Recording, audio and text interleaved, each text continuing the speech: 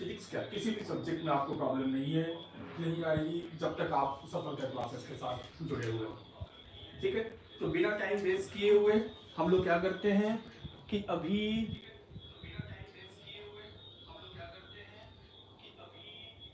Classes start करते हैं। तो क्या आप लोग को याद है पिछले क्लास में हमने क्या स्टार्ट किया था?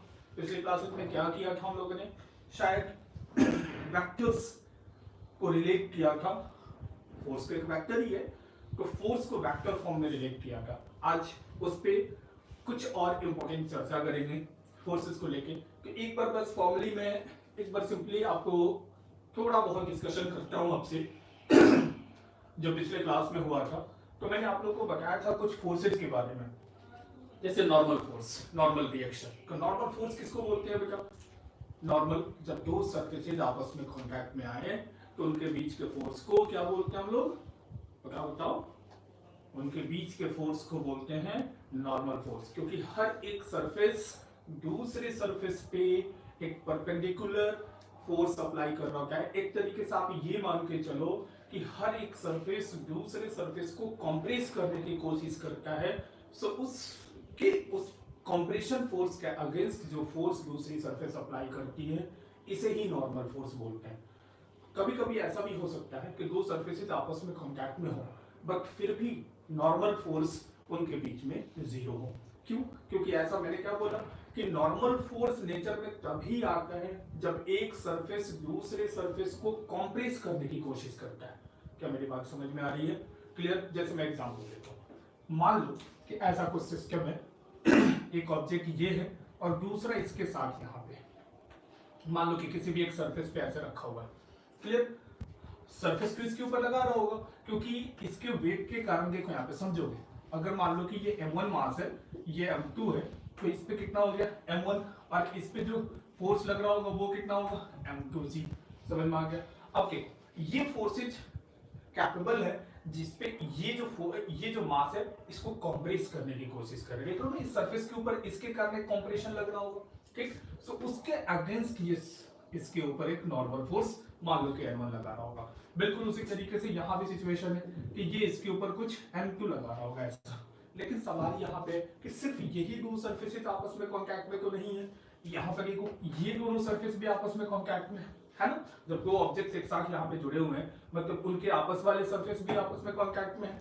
सो ऐसे केस में जैसे मान लो कि अगर मैं बोलूं कि इसकी वेलोसिटी ये भाग रहा है 20 मीटर पर सेकंड से और ये भी भाग रहा है 20 मीटर पर सेकंड से, दोनों की स्पीड सेम है, तो क्या आप ये बोलोगे कि ये जो है इसको कंप्रेस कर रहा है?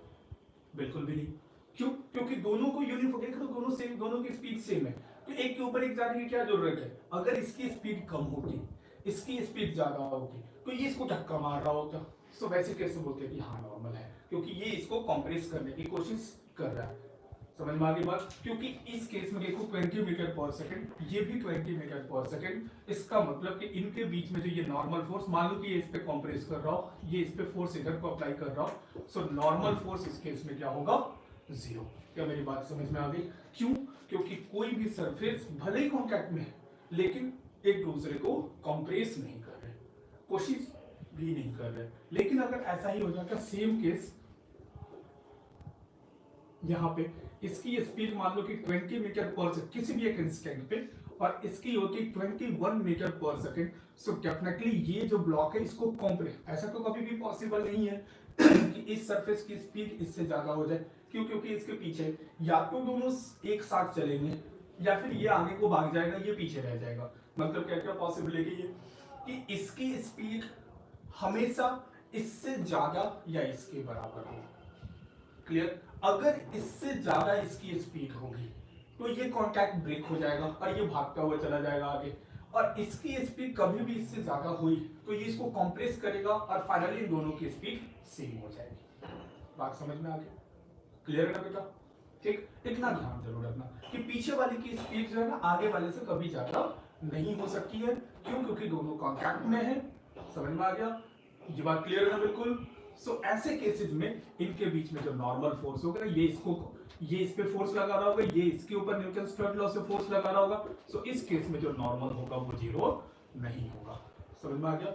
So normal is always perpendicular to surface, away from the surface, and जब वो नेचर में तभी आता है जब एक बॉडी दूसरे ऑब्जेक्ट को, या यूं बोलो एक सरफेस दूसरे सरफेस को कंप्रेस करने की कोशिश कर रही होगी, तभी नॉर्मल फोर्स को हम क्या बोलेंगे कि जीरो नहीं है। अगर वो कंप्रेस करने की कोई कोशिश ही नहीं है तो उस केस में नॉर्मल को आप जीरो बोलोगे। बहुत इंपॉर्टेंट, देख रहे हो, बहुत छोटी सी बात है। कॉम्पिटिशन में आया कि वगैरह में यहाँ पूछ किया जाएगा, ऐसे देखे या जेई मेंस में, नीट में ऐसे क्वेश्चन पूछ दिए जाएंगे कि ऐसे दोनों की स्पीड सेम देखेंगे और बोलेंगे find the normal force between the contacting surface of this two body. तो इस केस में क्या होगा आंसर? आंसर चारों तरफ लिखा होगा, ठीक है ना, और लास्ट में डी ऑप्शन में जीरो भी लिखा होगा। समझ में आ गया? तो जल्दबाजी में आप जीरो को कंसीडर ही नहीं करोगे, लेकिन एक्चुअल में आंसर क्या है उसका? जीरो। समझ में आ गई बात? तो नॉर्मल फोर्स के बारे में क्लियर है। Always perpendicular to surface, repulsive in nature. देख लो, ये इसको रिपेल करने की कोशिश कर रहा है, तो ये भी इसको रिपेल करने की कोशिश कर रहा है। तो always repulsive in nature, away from the surface, clear. And वो नेचर में कब होगा? जब एक सरफेस दूसरे सरफेस को कंप्रेस करने की कोशिश कर रही हो। इतनी बात तो बिल्कुल क्लियर है आपको? समझ में आ गई बात? तो चलो इस पे कुछ और क्वेश्चंस करते हैं।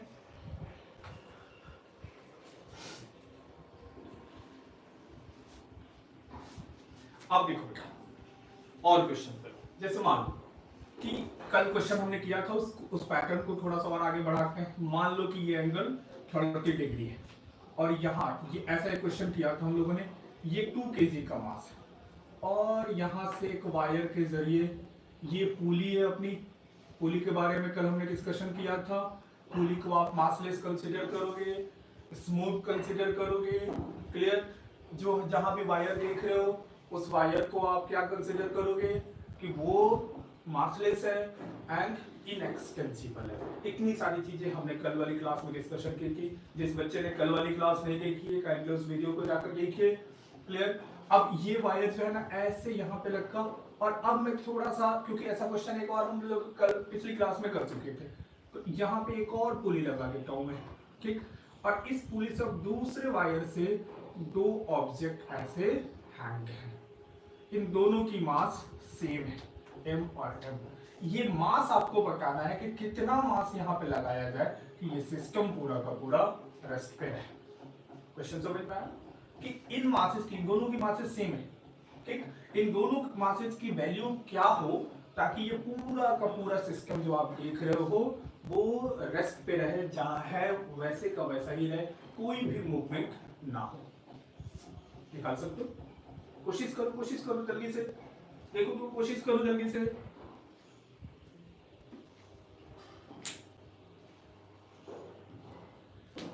क्या कुछ आया आंसर? बताओ। मैं देख रहा हूँ जल्दी से, मैं चैट बॉक्स में देख रहा हूँ, आप लोग आंसर बताइए।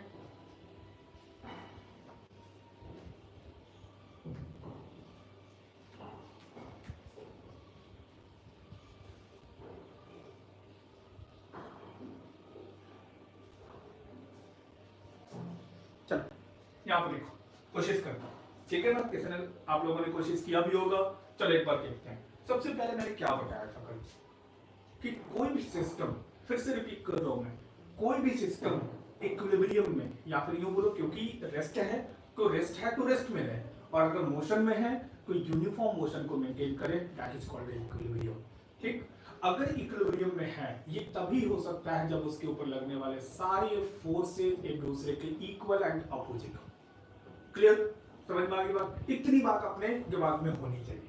जिस बच्चे के दिमाग में इतनी सी बात है वो क्वेश्चन सॉल्व कर लेगा। जैसे देखो कैसे, सबसे पहले आपको पता है कि इस दुनिया का कोई भी पार्टिकल अगर near the surface of earth है तो अर्थ उसको पुल करेगी ही करेगी। सो कितने फोर्स से पुल करेगी भाई?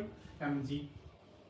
क्लियर? इस पे भी फोर्स अर्थ लगा रही है mg, इस पे फोर्स देखो 2 × 10 लिख लूं मैं g की वैल्यू, क्लियर। सो ये कितना हो गया? 20 न्यूटन। ये फोर्स किसने अप्लाई किया? अर्थ में, तीनों पे mg मैंने लिख दिया। अब देखो हमेशा याद रखना, एक वायर में एक ही टेंशन फोर्स कंसीडर करना, अगर वायर चेंज हो जाए सो दूसरा टेंशन फोर्स कंसीडर करना। क्यों? क्योंकि वायर मासलेस है। अगर उसके पास मास होता तो टेंशन की वैल्यू एक ही वायर में अलग अलग पॉइंट पे अलग अलग होगी, वो हम आगे डिस्कशन करेंगे, ठीक।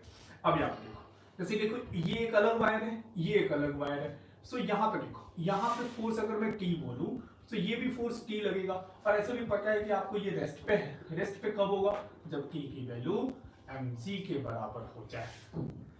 क्या इतनी बात समझ में आ गई भाई? इसके ऊपर लगने वाले फोर्सेस कौन से हैं, ऊपर की तरफ टी और नीचे की तरफ mg। सो ये दोनों इक्वल होने चाहिए। सो इक्वल लिख भी दिया हमने, क्लियर। और सोचो अब ये देखो, ये बेचारा पुली भी, तो इसके ऊपर कौन कौन सा फोर्स लग रहा है। एक बार इस वाले पुली, इसको पुली 1 बोल रहा हूं, ये पुली 2 है। इस पुली 1 पे देखो,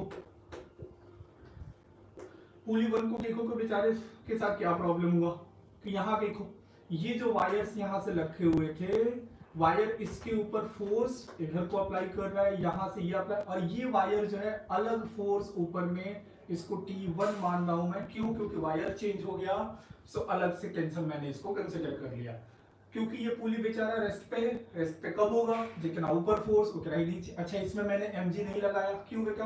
मैंने बताया था ना, ये मासलेस है, तो जब मासलेस होगा m0 हो गया, तो mg कितना हो गया, 0। समझ में आ गई बात? सो ये देखो, इसको क्या लिख देंगे कि जितना ऊपर फोर्स उतना ही नीचे फोर्स। क्लियर? मतलब ये इसमें जो टेंशन फोर्स होगा, जो यहाँ पे आप दिखा रहे हो, ये टेंशन फोर्स कितना होगा, 2 टाइम्स t। और देखो t कितना निकाला है हमने, mg। सो 2 कितना आ गया, mg। समझ में आ गया? इतना फोर्स इस वाले वायर में होगा।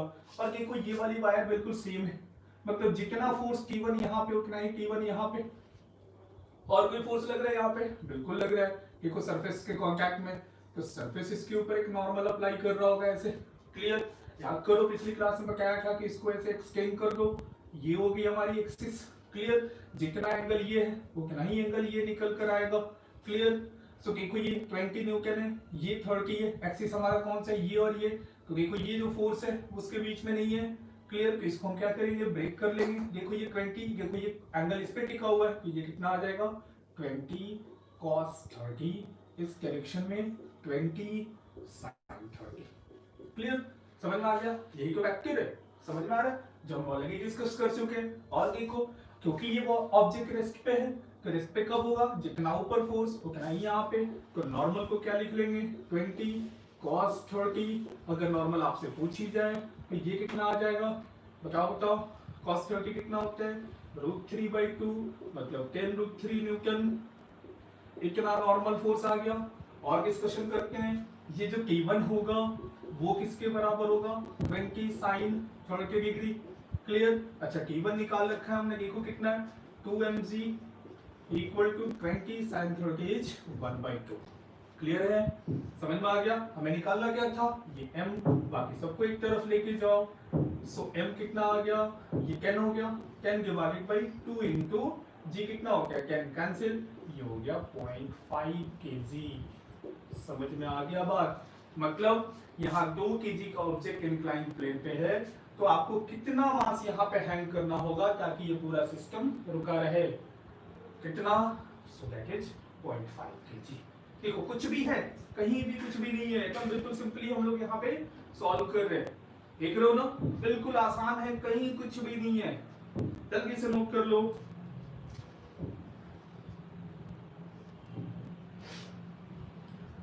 हो गया, लिख लिया बच्चों? चलो अगले क्वेश्चन पे चलते हैं। डिफिकल्टी लेवल धीरे धीरे मैं बढ़ा रहा हूं, ठीक, लेकिन करना वही है जो आपने सीखा है। ठीक है, वेक्टर सब आपको आता है, फोर्स एक वेक्टर है, वेक्टर को रिजॉल्व करना आपको आता है, वेक्टर्स का एडिशन जीरो कब होता है ये भी आपको पता है, जब इक्वल एंड अपोजिट वेक्टर्स हो जाएं। ठीक, हम उसी कॉन्सेप्ट को बार बार अप्लाई कर रहे हैं वैरायटीज ऑफ क्वेश्चंस पे।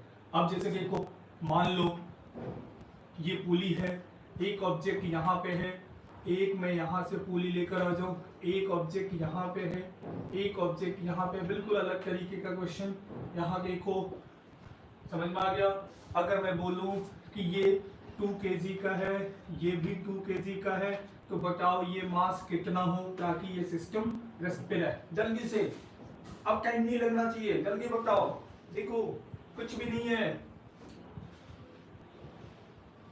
चैट बॉक्स में जल्दी लिख के बताओ, देख के बता देना चाहिए यार, कितना कर रहा है सब। देखो ये देखो, इसके ऊपर कितना फोर्स लगेगा, 2 इंटू जी, जी को 10 कंसिडर कर लो, सो 10 20 आ गया। यहाँ पे कितना आ गया, 20, यहाँ पे देखो टी, यहाँ पे टी, ठीक, पिछले क्वेश्चन जैसा ही है।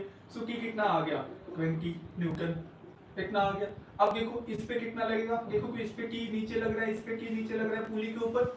सो ये जो फोर्स होगा वो कितना होगा 2t। सो देखो यहाँ 2t है, क्लियर, समझ में आ गया। ये देखो एक ही वायर है, इस पे फोर्स कितना लगेगा 2t, इसके ऊपर नीचे फोर्स कितना लगेगा mg, मतलब ये 2t किसके बराबर होना चाहिए mg के बराबर, क्लियर।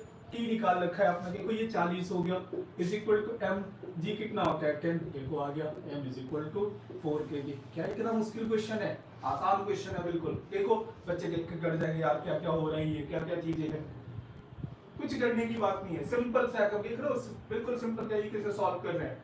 बेसिक्स से तुम क्वेश्चन को सॉल्व करो, कभी भी एक्स्ट्राऑर्डिनरी कॉन्सेप्ट नहीं लगाना है, क्लियर है, क्योंकि एक्स्ट्राऑर्डिनरी कॉन्सेप्ट होता ही नहीं है। हर कॉन्सेप्ट आपके लेवल से है, आपको समझ आ गया, बस अप्लाई आपको करना है। हो गया क्वेश्चन बच्चों, लिख लिया, लिख लिया ना। और देखो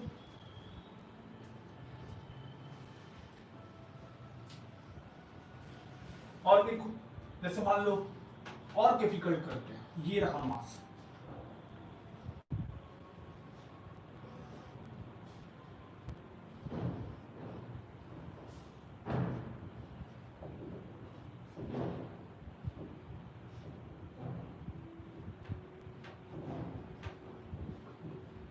एकदम अलग अलग वैरायटीज का तुम्हारे सामने ही मैं क्वेश्चन ऐसे ही डिजाइन कर रहा हूं। ये मान लो अगर आपसे बोला जाए कि ये 2 kg का है, ये 2 kg का है, तो बताओ ये इसका मास क्या हो किस सिस्टम रेस्ट पे, जल्दी से बताओ, टाइम नहीं लगना चाहिए,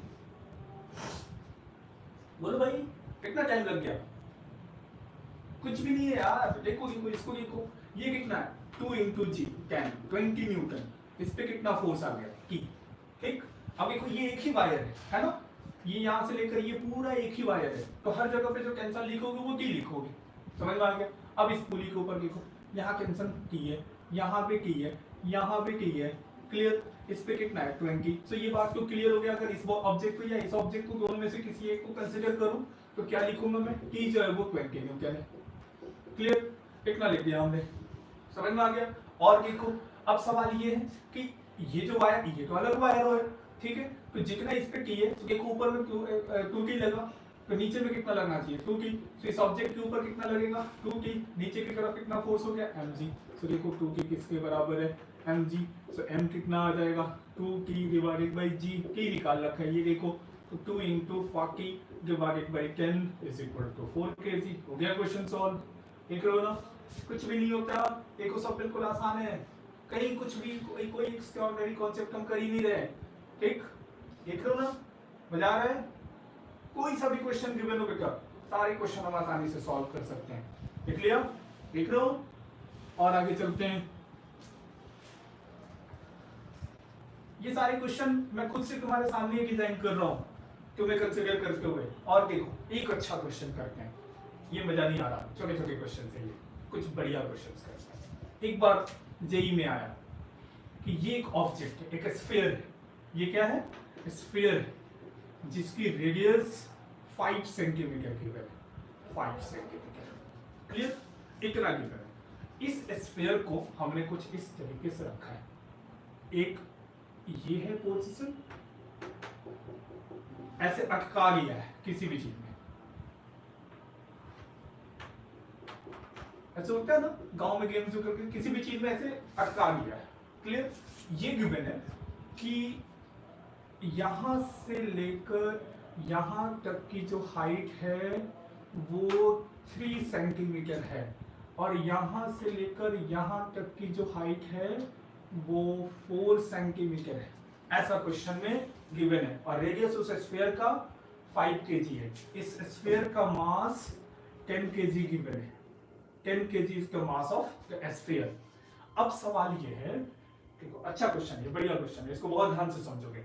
देखो स्फीयर किया क्या हमने, स्फीयर है, एक कुछ इस तरीके का सरफेस है, उसके बीच में ऐसे अटका लिया, ये बेचारा रेस्ट पे, क्लियर। अब सवाल है कि ये जो सरफेस है, ये जो देख रहे हो ना जहां जहां ये यहाँ पे एक दूसरे को स्फीयर को टच कर रहा है ये सरफेस, वो सारे पॉइंट उस पे नॉर्मल फोर्स अप्लाई कर रहे होंगे, तो वो नॉर्मल फोर्स निकालनी है कि हर एक सरफेस, इसने जो स्फीयर के ऊपर नॉर्मल अप्लाई किया वो n1 मान लो, और इसने जो इसके ऊपर अप्लाई किया उसको n2 मान लो, इस N1 और N2 की वैल्यू निकालनी है। क्वेश्चन समझ में आया? ये स्फीयर 10 केजी का स्फीयर जिसकी रेडियस कितनी है 5 सेंटीमीटर, इस तरीके से यहाँ पे ऐसे फंसा के रेस्ट पे रखा हुआ है। अब सवाल क्या है? सवाल ये है कि जब रेस्ट पे रखा हुआ है, इसका मतलब जहां जहां सरफेस के कांटेक्ट में, देखो mg क्या कर रहा होगा, इसको नीचे लेकर जाने की कोशिश, ठीक। अब उसके अगेंस्ट यही बेचारे को फोर्स लगाकर इस बेचारे को रेस्ट पे रखे हुए हैं, तो इसका मतलब इनको कंप्रेस करने की कोशिश कर रहे हैं, तो ये क्या करेंगे, इसके ऊपर नॉर्मल अप्लाई करेंगे। तो इसने जो ये सरफेस Q है, सरफेस ने जो नॉर्मल अप्लाई किया उसको N2 बोल रहा हूं मैं, इसने जो अप्लाई किया उसको क्या बोल रहा हूं, N1 है। क्लियर? सो N1 और N2 की वैल्यू निकालनी है। इसमें कोई एंगल वगैरह कुछ भी नहीं गिवन है, लेकिन ये हाइट्स गिवन है। निकाल सकते हो? कोशिश करो, कोशिश करो, कोशिश करो जल्दी। चलो देखो, ध्यान से देखो, इसको थोड़ा बड़ा बना के, ठीक, ताकि और आसानी से हमें समझना है। तो ये रहा हमारा स्फीयर, क्लियर, जिसका सेंटर यहाँ पे। ये देखो, अब कुछ बातें जो मैंने आपको बताई थी उसको बहुत ध्यान से सुनोगे। मैंने क्या बताया था कि नॉर्मल फोर्स हमेशा सरफेस के परपेंडिकुलर होता है, ये बात तो सबको पता है, एंड बाहर की तरफ होता है। अब सवाल ये है, क्योंकि इस स्फीयर का देखो ये वाली पॉइंट इस सरफेस के कांटेक्ट में है, तो ये पॉइंट इसके इस स्फीयर के ऊपर एक परपेंडिकुलर फोर्स अप्लाई करेगा। अब सोचो, स्फीयर के ऊपर अगर किसी भी पॉइंट पे आप परपेंडिकुलर ड्रॉप करोगे या ड्रॉ करोगे, वो कहां जाएगा, कहां से पास होगा, सेंटर से। सबको पता है कि रेडियस जो होती है वो सर्कल के हर पॉइंट पे परपेंडिकुलर होती है। ये देखो, ये कितना बढ़िया सा कॉन्सेप्ट है, क्योंकि बच्चे क्या करते हैं ना, नॉर्मल कभी इधर कभी इधर कभी इधर कहीं भी ड्रॉ कर लेते हैं, गलत हो जाता है। ये बातें आपको क्लियर होनी चाहिए। मैंने आपको नॉर्मल के बारे में क्लियरली बताया है कि always perpendicular to the surface. So देखो, इसके परपेंडिकुलर, तो यहाँ ये जो पॉइंट है इसके परपेंडिकुलर, आपने ये 9 क्लास 10 क्लास या 8 क्लास में पढ़ा होगा कि जो रेडियस है वो हमेशा सर्कल के हर पॉइंट पे परपेंडिकुलर होती है। तो इसका मतलब कि ये जो परपेंडिकुलर है वो कहां से पास होना चाहिए, सेंटर से। अगर इतनी बात आपको समझ में आ गई तो क्वेश्चन बहुत आसान हो जाएगा।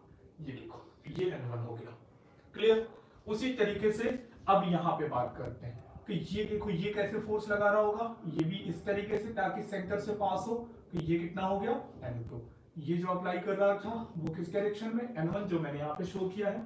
उसी तरीके से यहाँ पे ये जो सरफेस था वो जो फोर्स अप्लाई कर रहा था वो किस डायरेक्शन में, ये रहा N2। अब कुछ और बातें, क्योंकि देखो यहाँ पे कुछ चीजें गिवन है। अगर मैं यहाँ से एक लाइन ऐसे ड्रॉ कर दूं यहाँ से, तो देखो ये वाली लेंथ हमें पता है, ये वाली हाइट गिवन है, ये कितना है 4 है ना, और ये देखो ये कितना है, ये तो रेडियस है, वो 5 सेंटीमीटर गिवन है। तो अगर ये 4 है ये 5 है, तो ये वाली लेंथ कितनी हो जाएगी, बताओ बताओ जल्दी से। देखो राइट एंगल पे एंगल है, हमें बेस निकालना है, हमें ये एंगल चाहिए। इस एंगल को मैं अगर अल्फा बोलूं तो कैसे निकालेंगे, जल्दी से बताओ, क्या लिखेंगे। ये वाली बेस चाहिए मुझे, तो बेस कितना होता है, perpendicular sorry hypotenuse square minus perpendicular square, मतलब 5 square minus 4 square under of root, मतलब 25 माइनस 16 अंडर रूट, मतलब 9 अंडर रूट 3। तो ये कितना आ गया 3 सेंटीमीटर। समझ में आया, देखो इसीलिए ये हाइट के ऊपर, ताकि अब जैसे 3 सेंटीमीटर 4 सेंटीमीटर या 5 centimetre, alpha sine alpha cos alpha tan alpha जो भी जरूरत पड़े सब आपको पता है, क्लियर। बिल्कुल उसी तरीके से यहाँ देखो, यहाँ से परपेंडिकुलर ड्रॉप करके इसके ऊपर, सो देखो ये वाली हाइट गिवन है, देखो यहाँ पे 3 सेंटीमीटर गिवन थी। तो अगर ये 3 सेंटीमीटर है, ये 5 सेंटीमीटर है, तो ये कितना आ जाएगा 4 सेंटीमीटर। इसको मैं कुछ अलग एंगल मान लेता हूँ बीटा, क्लियर। मतलब हमारे पास दो ट्रायंगल है, एक ये जिसमें ये एंगल अल्फा है, जिसमें ये 5 सेंटीमीटर, ये 4 सेंटीमीटर और ये 3 सेंटीमीटर, और एक दूसरा हमारे पास इधर वाला जो ट्रायंगल है वो ये है, जिसमें आपने इस एंगल को बीटा माना है। ये कितना है 3 सेंटीमीटर, ये कितना है 5 सेंटीमीटर, क्योंकि ये रेडियस है, तो ये कितना आ गया 4 सेंटीमीटर, क्लियर। इतनी बातें हमें पता है, ठीक। अच्छा, और कौन सा फोर्स, देखो नॉर्मल को हमने शो कर दिया, बट सबसे इंपॉर्टेंट जो है आप खींच ही रही होगी इसको, तो वो फोर्स कैसे लगेगा, मैंने आपको बोला था कि सेंटर से हमेशा शो करना। तो ये कितना आ जाएगा mg, m कितना है देखो भाई 10 kg, सो 10 into g, g को 10 कंसीडर कर लेते हैं, क्लियर। तो ये कितना हो गया 100 न्यूटन। समझ में आ गया।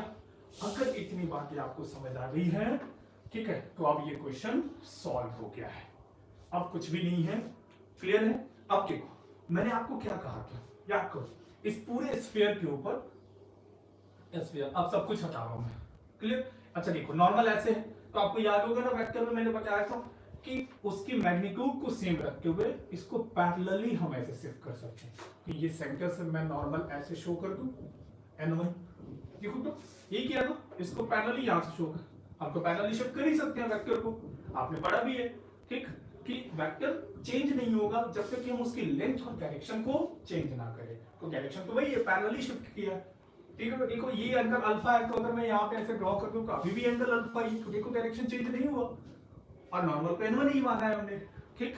बिल्कुल उसी तरीके से अगर ये n2 है, तो n2 इस तरफ लग रहा है, ठीक। अब फिर एंगल सेम होना चाहिए, तो देखो ये वाली लाइन के साथ ये एंगल कितना है, बीटा। अब देखो नीचे की तरफ फोर्स कितना लग रहा है, 100 न्यूटन। अब आपको अच्छे तरीके से पता होगा, याद करो, ऐसे बहुत सारे क्वेश्चंस किए हैं तुमने, कल ही मैंने बहुत बताया। इसमें एक्स और वाई एक्सिस चूज करो, ये वाई एक्सिस हो गया, ये एक्स एक्सिस हो गया, क्लियर, समझ में आ गई बात। सो n1 का कंपोनेंट देखो, इस तरफ कितना हो जाएगा, n1 cos अल्फा, और ऊपर की तरफ n1 sin अल्फा। मुझे लगता है कि किसी को तकलीफ नहीं हो रही होगी, क्लियर। उसी तरीके से n2 को देखो, देखो इसका कंपोनेंट किधर होगा, एक इधर और एक इस डायरेक्शन में, इधर की तरफ कितना आ गया, n2 cos बीटा, क्लियर, और ऊपर की तरफ n2 sin बीटा, समझ में आ गया, क्लियर है। हमने सबको ब्रेक कर दिया, मतलब अब इसके बाद मैंने ये ड्रॉ किया था, अब मैं एक और बार नया ड्रॉ करता हूं, ताकि अब हमारे पास सिर्फ दो ही रहे, ठीक है। तो देखो नीचे की तरफ कितना है, 100 न्यूटन, है ना। इधर की तरफ देखो n1 cos alpha, cos alpha निकाल सकते हो, देखो देखो cos अल्फा कितना है, 3/5 बेस अपॉन हाइपोटेन्यूस, ठीक है। सो 3/5 n1 ये आ गया। और बताओ देखो n2 cos बीटा, सो इस डायरेक्शन में देखो ध्यान से, n2 कहां है बीटा, ये रहा, ठीक। तो cos बीटा कितना हो जाएगा बेटा, 4/5, ये कितना आ गया, 4/5 n2, लिख दिया हमने, क्लियर है। अच्छा ऊपर की तरफ देखो, ऊपर की तरफ दो फोर्सेज हैं, एक ये, तो जब फोर्सेज सेम डायरेक्शन में तो सिंपली ऐड कर देते हैं, तो n1 sin alpha, n1 sin alpha देखो, तो sin अल्फा क्या होता है, परपेंडिकुलर बाई हाइपोटेन्यूस, 4/5, तो 4/5 n1 प्लस क्या है, n2 sin beta, sin beta देखो, sin बीटा कितना हो जाएगा, 3/5 n2, हो गया। अब इतना जैसे ही आपने कर लिया, अब तो क्वेश्चन सॉर्ट आउट हो गया, क्योंकि रेस्ट पे है, ये इसके बराबर होगा, ये इसके बराबर होगा, ठीक है। क्या लिखेंगे, 3/5 n1 is equal to 4/5 n2, ठीक, 5 और 5 cancel, 3 n1 is equal to 4 n2, एक इक्वेशन आ गया हमारे पास।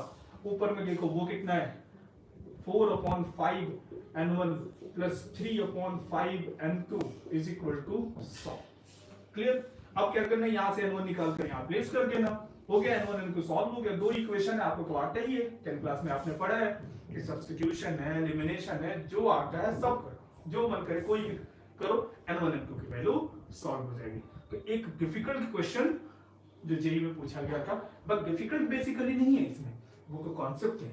उसने क्या किया कि ये लेंथ देकर आपसे एंगल निकलवाना देखा, तो बच्चे को एंगल निकालना आता है या नहीं, sin अल्फा cos अल्फा आता है या नहीं, उसको पाइथागोरस थ्योरम आता है या नहीं, उसको नॉर्मल सही से ड्रॉ करना आता है या नहीं, एंड फिर वेक्टर को पैरेलली शिफ्ट करना आता है या नहीं, ठीक। तो एक क्वेश्चन में जितना कुछ आपने पढ़ा अब तक सब कुछ इंक्लूड हो गया। देखो इसको बोलते हैं एक बेहतरीन क्वेश्चन, एक अच्छा बढ़िया क्वेश्चन, ठीक है। लिख लो एक बार जल्दी।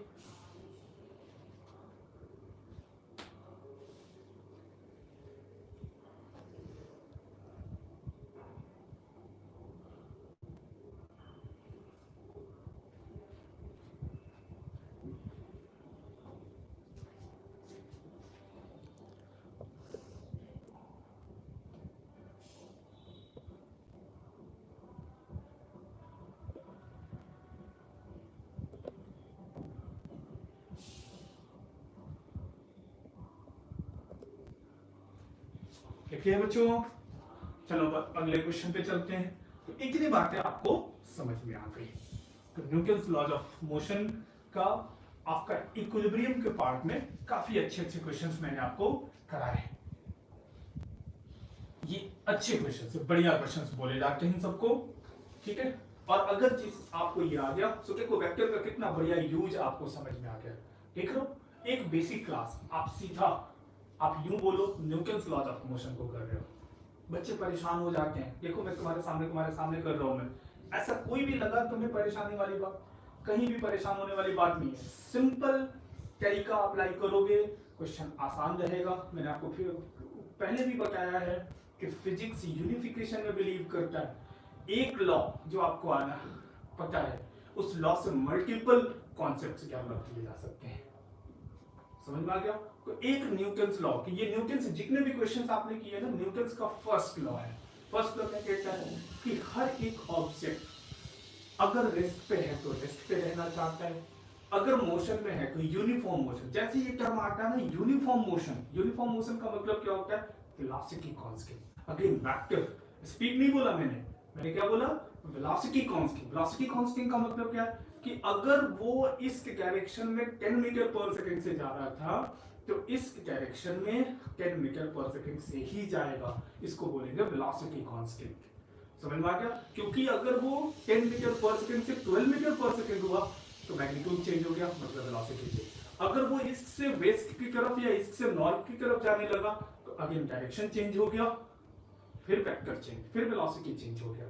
सो हमेशा ध्यान रखना कि न्यूटन्स का फर्स्ट लॉ ऑफ मोशन क्या कहता है कि हर एक ऑब्जेक्ट या अगर रेस्ट पे है तो रेस्ट पे रहना चाहता है, अगर मोशन में है तो यूनिफॉर्म मोशन में रहना चाहता है, जब तक कि उसके ऊपर कोई एक्सटर्नल, नेट बोलोगे, एक्सटर्नल नहीं बोलोगे, नेट एक्सटर्नल फोर्स, क्योंकि फोर्सेस पे एक्सटर्नल बहुत सारे लग रहे हैं, कहीं नॉर्मल लग रहा होगा, mg लग रहा होगा, आप अप्लाई कर रहे होगे, ठीक। और भी डिफरेंट कंडीशंस होंगी जिसमें वो फोर्सेस लग रहे होंगे, क्लियर। तो उन सबका सम, अगर याद रहे सम जब भी बोलूं मैं, क्योंकि आप फोर्स बात कर रहे हो तो वेक्टोरियल सम, इसका मतलब कि अगर sum of all the force on the system या बॉडी 0 हो तो ऐसे केस को बोलते हैं कि एक्स, इसको क्या बोलते हैं? इक्विलिब्रियम।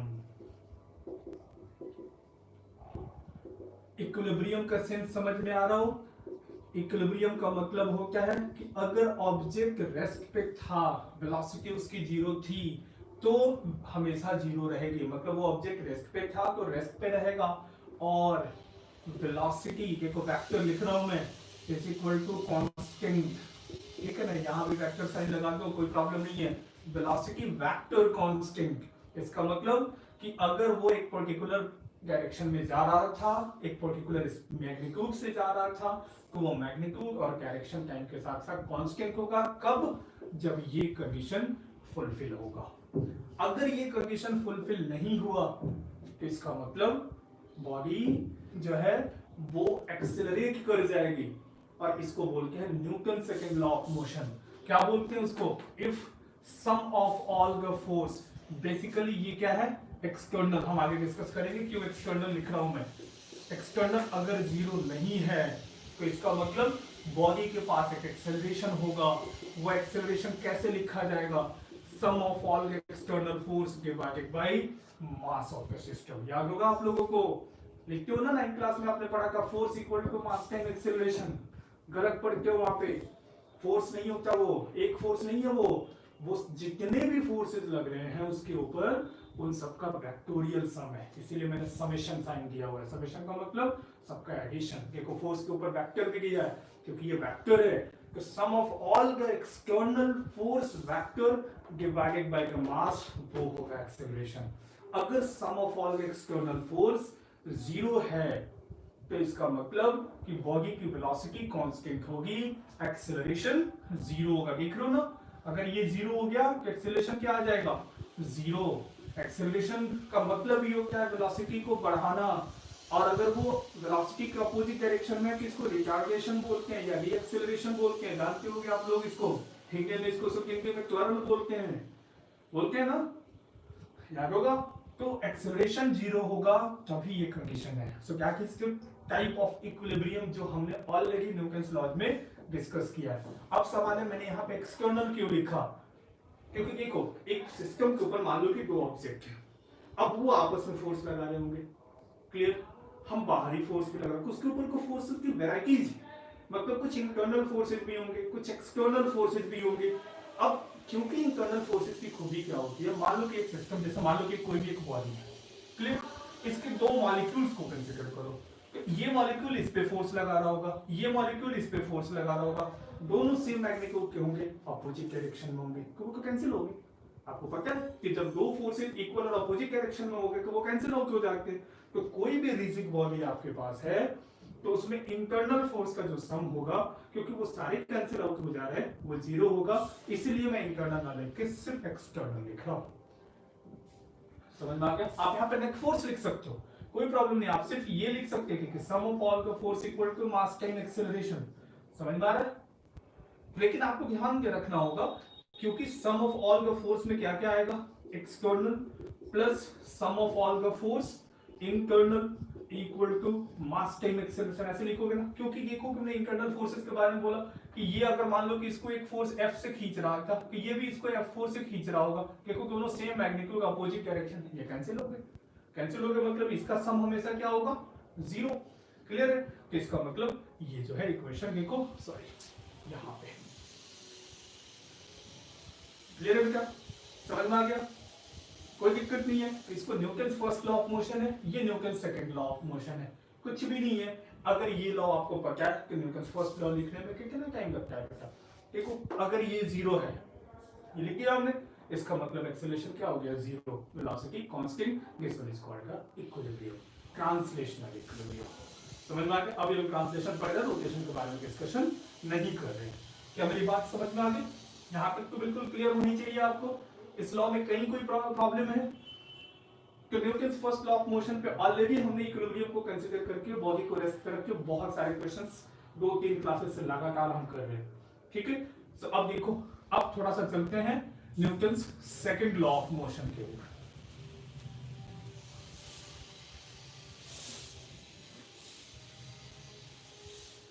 सो न्यूटन का सेकंड लॉ ऑफ मोशन फिर से बता रहा हूं कि बॉडी के ऊपर जितने फोर्स लग रहे हैं, स्पेशली जो एक्सटर्नल है, क्योंकि इंटरनल जीरो है, उनका सम क्या होगा, मास टाइम एक्सेलरेशन। अब सोचो, मैंने पिछली क्लास में जिस समय मैं वेक्टर पढ़ा रहा था उस समय मैंने आपसे डिस्कशन किया था कि दो वेक्टर्स इक्वल करोगे, कोई ये स्केलर है, स्केलर से वेक्टर को मल्टीप्लाई करोगे तो उसके लेंथ में चेंजिंग आ जाएगी, उसकी डायरेक्शन वही जाएगी। अगर m पॉजिटिव है, फिर पता है मेरा मास कोई -50 kg -60 kg थोड़ी होगा, मास तो हमेशा पॉजिटिव चीज है, मास में करके हो नहीं सकती, ठीक है ना? समझ में आ गई बात? इसलिए ये टर्म तो हमेशा पॉजिटिव है। इसका मतलब सम ऑफ ऑल एक्सटर्नल फोर्स का डायरेक्शन, अगर ये वेक्टर और ये वेक्टर इक्वल हैं, इसका मतलब कि इसका डायरेक्शन और इसका डायरेक्शन सेम होगा। क्लियर? बात समझ में आ गई? और मैग्नीट्यूड तो सेम होंगे क्योंकि ये दोनों इक्वल है। समझ में आ गया?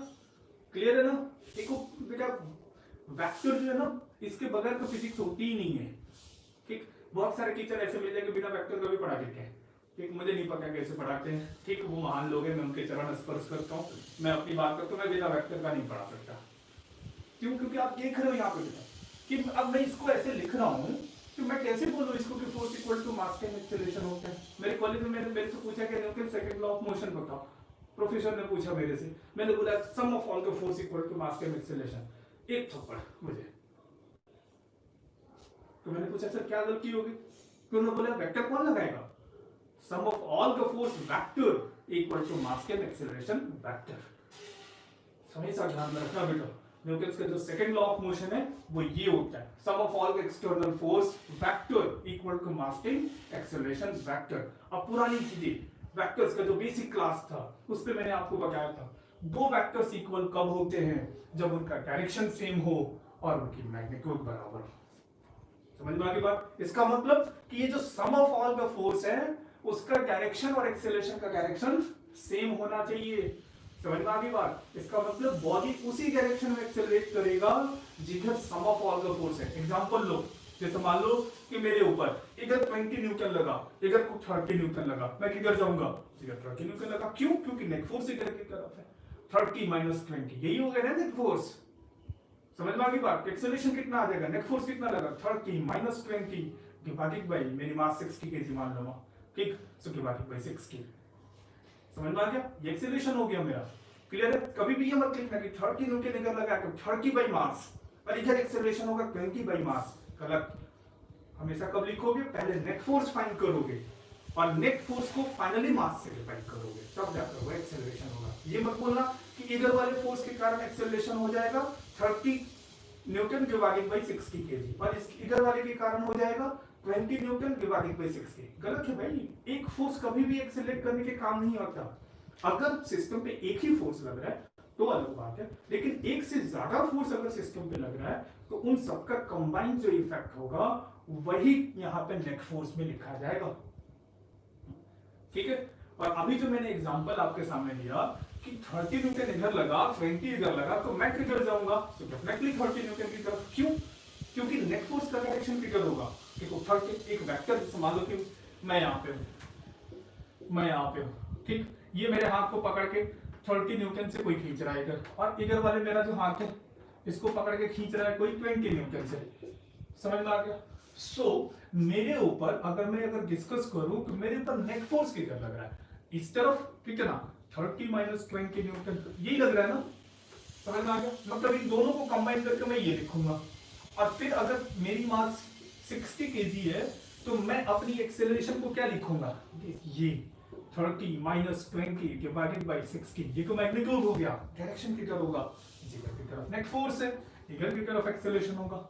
क्लियर? सो डायरेक्शन भी पता चल गया। देख लो ना, नेट फोर्स का डायरेक्शन जो है वही एक्सेलरेशन का डायरेक्शन है। समझ में आ गया? और वैल्यू कैसे निकालेंगे? इस तरीके से। क्लियरली बात समझ में आ गई? अब इस पे कुछ एक क्वेश्चंस पे आते हैं, धीरे धीरे सब कुछ समझ में आएगा। क्लियर? इतनी बात समझ में आ गई है? अच्छा, थोड़ा और डिस्कशन कर लेते हैं। ये लिख लिया सबने? और देखो, अब सवाल ये है कि अब फोर्स तो वेक्टर है, वो तो किसी भी डायरेक्शन में लग रहा होगा। सवाल ये है कि अगर एक ऑब्जेक्ट है, इधर को फोर्स लगा, एक इधर को फोर्स लगा, एक इधर को लगा, एक इधर, मल्टीपल फोर्सेस ऐसे लग रहे हैं, तो बताओ बॉडी किधर से आएगी? अब तो पंगा हो गया बेटा। अब कैसे करें? तो ये भी कोई पंगा वाली बात नहीं है। आप क्या करना कि जिधर की तरफ आपको दिखे, ठीक है ना, आप दो एक्सिस कंसीडर कर लेना। क्लियर? मान लो कि एक एक्सिस ये ले लिया, एक एक्सिस ये ले लिया। अब जो फोर्सेज इनके डायरेक्शंस में नहीं है उनको कंपोनेंट्स में ब्रेक कर दो। आपको आता है कंपोनेंट्स में ब्रेक करना। सो जैसे ही कंपोनेंट्स में ब्रेक करोगे आपको अपने आप दिख जाएगा कि किस डायरेक्शन में फोर्स कैंसिल आउट हो रहे हैं और किस डायरेक्शन में फोर्स बचा रह रहा है। जिधर बचा रहेगा उस डायरेक्शन में बॉडी मूव कर जाएगी। समझ में आ गया? कोई दिक्कत नहीं है, जो हमने सीखा है बस उसी को यूटिलाइज करते रहना है। क्लियर? चलो इस पे कुछ क्वेश्चंस करते हैं। तो अब मैं इसको ऐसे लिख दूं क्या? देखो, sum of all the force equal mass into acceleration. Clear?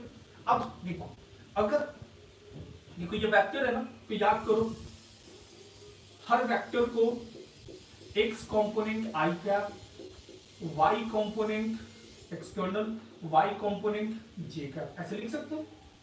याद होगा, हर वेक्टर को i j k के फॉर्म में लिख सकते हैं। आपको लिखना भी मैंने सिखाया था। क्लियर है? वेक्टर वाली क्लास को अगर याद नहीं है तो उसको रिपीट करो, देखो उसको वापस से। हर वेक्टर को i के साथ जो टर्म मल्टीप्लाई होता है उसको क्या बोलते हैं? x component. j के साथ जो टर्म मल्टीप्लाई होता है उसे क्या बोलते हैं? y component. उसी तरीके से देखो यहाँ पे एक्सेलरेशन कितना है, उसको भी ऐसे, वो भी वेक्टर है तो उसको हम ऐसे लिख सकते हैं। देखो लिख गया ऐसे। क्लियर? अब वेक्टर की खूबी क्या होती है कि यहाँ जो i का कोफिशिएंट है और उधर जो i का कोफिशिएंट है ये दोनों इक्वल होने चाहिए। इधर i का कोफिशिएंट कितना है? Sum of all external force x direction में वो कितना होगा? Mass into acceleration x direction में। Sum of all the force external y direction में, सॉरी क्योंकि डायरेक्शन को मैंने फिक्स कर दिया तो अब वेक्टर लगाने की जरूरत नहीं है। मास into acceleration along the y direction. समझ में आया? मतलब जो फोर्सेज x डायरेक्शन में लग रहे होंगे वो x डायरेक्शन में ही एक्सेलरेशन प्रोवाइड करेंगे, और जो y डायरेक्शन में लग रहे होंगे, जो नेट फोर्स y डायरेक्शन में होगा वो y डायरेक्शन में एक्सेलरेशन प्रोवाइड करेगा। इसका मतलब और नए तरीके से समझो, y डायरेक्शन में लगने वाला नेट फोर्स x डायरेक्शन का एक्सेलरेशन नहीं दे सकता, और x डायरेक्शन में लगने वाला फोर्स y डायरेक्शन में एक्सेलरेशन प्रोवाइड नहीं कर सकता। समझ में आ गया? मतलब x डायरेक्शन में एक्सेलरेशन कौन प्रोवाइड करेगा? x डायरेक्शन में लगने वाला एक्सटर्नल फोर्स।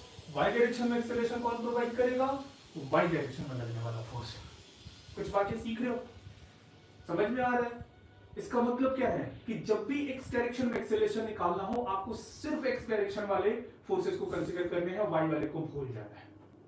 और अगर वाई डायरेक्शन में बात करना है तो आप एक्स डायरेक्शन वाले सारी चीजों को भूल जाओ। बात समझ में आ गई? और ये कैसे होगा? जब हम उसको कंपोनेंट्स में ब्रेक करेंगे। और कंपोनेंट्स में ब्रेक करना को अपन के अब के बाद यहाँ का खेल हो गया, समझ में आ गया? क्योंकि बहुत क्वेश्चंस कर दिया हमने उसके ऊपर कंपोनेंट्स में ब्रेक करने का। ठीक है, जल्दी से नोट करो, बहुत अच्छी बात, बहुत इंपॉर्टेंट बात बताई है मैंने आज।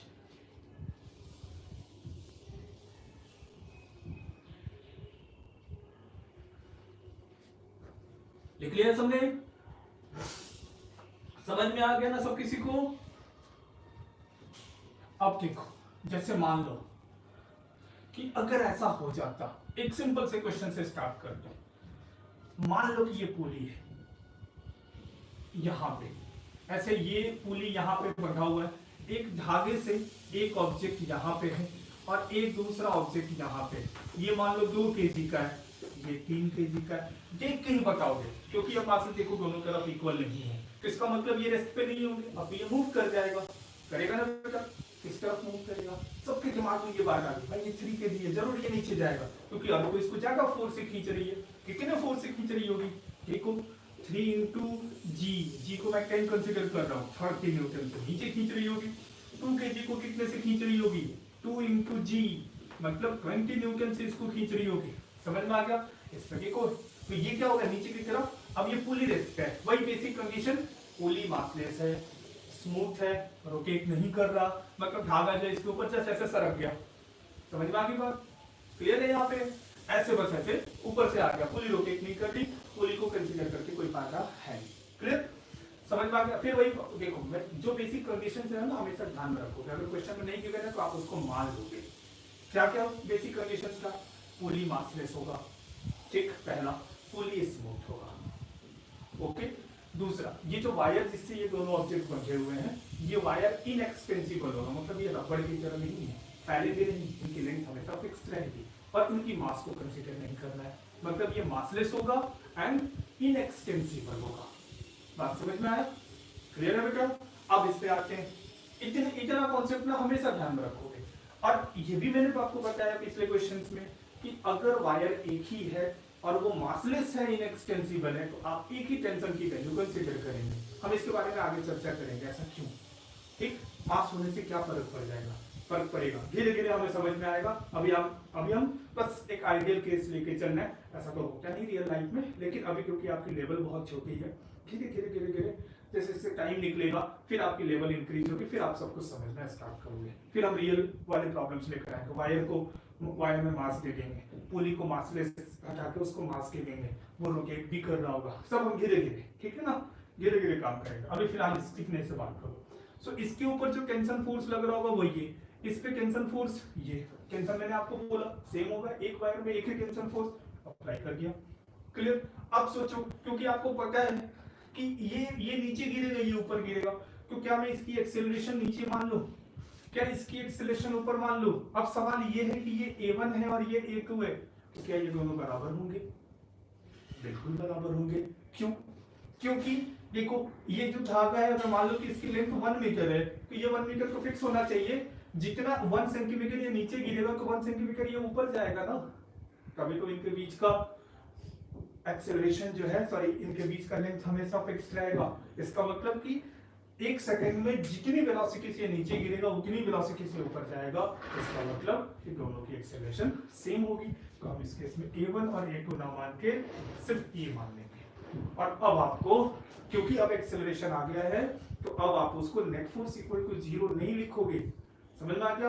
अब जैसे मान लो कि 3 kg वाला जो ब्लॉक है, लिखना सिखा रहा हूं मैं, कैसे लिखोगे। 3 kg वाले ब्लॉक को मैं फिर से यहाँ पे ड्रॉ कर रहा हूँ। देखो इसके ऊपर फोर्स कितना लग रहा है, ये है T, नीचे की तरफ 30 न्यूटन। क्लियर? अच्छा, एक्सेलरेशन देखो डाउनवर्ड डायरेक्शन में, तो न्यूटन्स का सेकंड लॉ आपको पता है कि sum of all the force equal to mass time acceleration. जब भी एक्सेलरेशन हो तो न्यूटन्स का सेकंड लॉ अप्लाई करोगे। अगर एक्सेलरेशन 0 हो तो फर्स्ट लॉ, जिसमें हम पहले काम कर चुके हैं, अब न्यूटन्स लॉ सेकंड लॉ पे काम कर रहे हैं। क्लियर? इतना। अब सवाल ये है, अभी मैंने पिछले एग्जांपल में दिया था कि नेट फोर्स जिस डायरेक्शन में होगा एक्सेलरेशन होगा नहीं होगा, या उल्टा बोलो इसको, जिधर एक्सेलरेशन होगा उस डायरेक्शन में ही नेट फोर्स होगा। मतलब एक्सेलरेशन की डायरेक्शन में जो फोर्स लग रहा है वो ज्यादा होगा और उसके अपोजिट डायरेक्शन में लगा हुआ फोर्स कम होगा। एग्जांपल लिया था ना मैंने कि मैं हूं 30 न्यूटन इधर लगा, 20 न्यूटन इधर लगा, तो क्या करेंगे, एक्सेलरेशन कितना होगा, 30 न्यूटन लग रहा है तो क्या किया था, 30 माइनस 20 किया था ना, याद करो, बिल्कुल वही काम करेंगे। देखो एक्सेलरेशन नीचे, तो इसके डायरेक्शन में जो फोर्स है वो 30 है, उसके अपोजिट जो फोर्स है वो कितना है, t है। तो क्या लिखेंगे यहाँ पे, नेट फोर्स की जगह पे 30 माइनस t, ये हो गया नेट फोर्स। समझ में आ गया, क्लियर है। क्यों लिखा है इसे, देखो एक्सेलरेशन के डायरेक्शन में जो फोर्स है वो 30 है, उसके अपोजिट जो फोर्स है वो क्या है, t है। सो दोनों का सम क्या आ जाएगा, 30 माइनस t। सो ये हो गया net force equal to mass कितना है, 3 into a, एक्सेलरेशन एक इक्वेशन आपको ये मिल गया, क्लियर। अब 2 kg वाले ब्लॉक पे आ जाओ। 2 kg वाले ब्लॉक पे अगर बात करें तो 2 kg वाला ब्लॉक, ऊपर की तरफ देखो टेंशन फोर्स लग रहा है और नीचे की तरफ देखो 20 है, लेकिन एक्सेलरेशन इस केस में क्या है, ऊपर है। समझ में आ गया, इसका मतलब अब देखो एक्सेलरेशन जिस डायरेक्शन में होगा उधर वाले डायरेक्शन का फोर्स ज्यादा वैल्यूएबल होगा, उस ये कम होगा। तो अब इस केस में देखो एक्सेलरेशन जिस डायरेक्शन में, क्या लिखेंगे, t माइनस 20 लिखेंगे ना, क्योंकि एक्सेलरेशन जिधर होगा उधर के फोर्स से दूसरे को माइनस करना है। तो एक बस ध्यान में रखना हमेशा तरीका, जिस डायरेक्शन में एक्सेलरेशन हो उधर के फोर्स को प्लस में और उसके अपोजिट फोर्स को माइनस में लिखना। क्यों, ये बात समझ में आ गई ना, क्योंकि बॉडी एक्सेलरेट उसी डायरेक्शन में करेगी जिधर फोर्स ज्यादा है।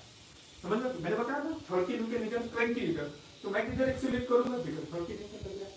इसीलिए तो 30 माइनस 20 किया था, 20 माइनस 30 नहीं किया था।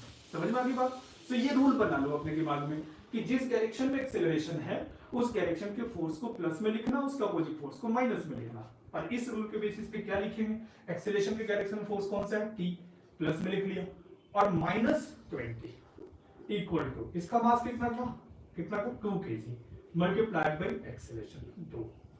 समझ में आ गया। अब अगर आपसे क्वेश्चन पूछा जाए कि एक्सेलरेशन बताओ, वायर में टेंशन फोर्स बताओ, हो गया हमारे पास दो इक्वेशन है, दो अननोन है, एक्सेलरेशन और टेंशन निकालना आपको आता है। क्या करेंगे, इस दोनों को जोड़ दो, ऐड कर दो, 1 और 2 को जैसे ही ऐड करोगे देखो यहाँ पे माइनस की प्लस की कैंसिल, तो कितना बच गया, 30 माइनस 20 लेफ्ट साइड में, 30 minus t plus t minus 20, तो t कैंसिल हो गया, 30 माइनस 20 10 आ गया, इक्वल टू इसको ऐड करो, 3a प्लस 2 है 5a। तो देखो एक्सेलरेशन कितना आ गया, 2 मीटर पर सेकंड स्क्वायर आ गया, क्लियर। अब इस एक्सेलरेशन की वैल्यू को उठाकर किसी भी इक्वेशन में डाल दो, मान लो कि इसी में डाल देते हैं, तो क्या आ जाएगा, t is equal t minus 20 is equal to 2 into acceleration कितना आया था 2, सो देखो टेंशन फोर्स कितना हो गया 4, 20 उधर गया 24 न्यूटन, हो गया क्वेश्चन सॉल्व। देख लो क्या बहुत डिफिकल्ट है, बिल्कुल आसान है, कुछ भी नहीं है बेटा, देखो एकदम कहीं कुछ भी मैंने कोई रॉकेट साइंस यूज नहीं किया, एकदम सिंपल बेसिक कॉन्सेप्ट, वेक्टर्स, सारा गेम वेक्टर का है, वेक्टर बिल्कुल आपको बेस से क्लियर होना चाहिए, और इसीलिए तो सब कुछ करा रहा हूं मैं, देख लो ना, समझ में आ गया। देखो यहाँ पे कहीं भी कुछ दिक्कत है तो आप बता दो, कहीं कोई प्रॉब्लम है समझ लो, इसको जल्दी से लिख लो।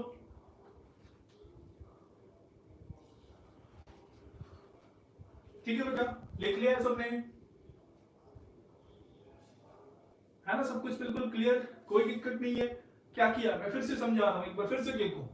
सबसे पहले करना क्या है, कोई भी क्वेश्चन आपके सामने गिवन हो, सबसे पहले उसके ऊपर लगने वाले फोर्सेस दिखा दो विद डायरेक्शन। देखो इस पे mg लग रहा था, टेंशन ऊपर लगा, इस पे mg टेंशन ऊपर, ये तो कॉमन सेंस है, ये 3 kg का मास है, ये 2 kg का है, ये नीचे गिरेगा ये ऊपर जाएगा, तो जितने से ये नीचे गिरेगा उतने से ये ऊपर जाएगा, तो दोनों पे एक्सेलरेशन सेम आ गई। अब इसके लिए मैंने बात किया यहाँ पे, क्योंकि एक्सेलरेशन नीचे है, सो हमें को ये समझ में आ रहा है कि अच्छा एक्सेलरेशन नीचे है, मतलब नीचे वाले फोर्स की वैल्यू ज्यादा होगी, ऊपर वाले फोर्स की कम होगी, तो नीचे वाले से ऊपर वाले को माइनस करना है। इसलिए मैंने आपको रूल बताया, तो आप एक क्या करोगे, इसको रूल बना लो अपनी लाइफ में, ऐसा कोई रूल होता नहीं है, अपनी लाइफ में बना लो, ठीक, कि जिस डायरेक्शन में एक्सेलरेशन हो उस डायरेक्शन के फोर्स को प्लस में यूज करेंगे, उसके अपोजिट फोर्स को माइनस में यूज करेंगे। सो देखो एक्सेलरेशन के डायरेक्शन में फोर्स कौन सा था 30, इसके अपोजिट फोर्स कौन सा है t, सो 30 माइनस t, ये हो गया नेट फोर्स, देख लो लिख दिया, इक्वल टू मास कितना था 3, एक्सेलरेशन a हो गया, ये इक्वेशन 1 हो गया।